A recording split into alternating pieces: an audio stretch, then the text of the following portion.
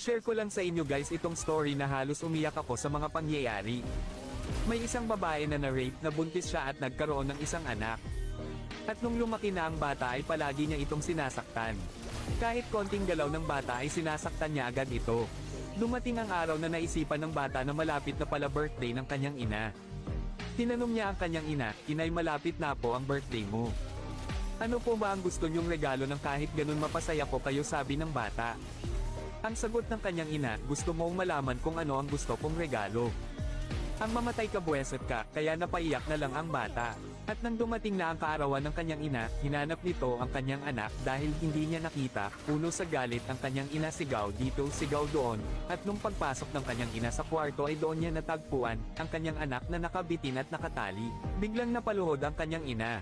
At nakita niya ang papel na may sulat sa paa ng bata, "Inay, happy birthday po. Tinupad ko po yung gusto nyo sa kaarawan nyo. Para naman kahit minsan ay mapapasaya ko kayo, tandaan nyo po, Inay. Mahal na mahal kita."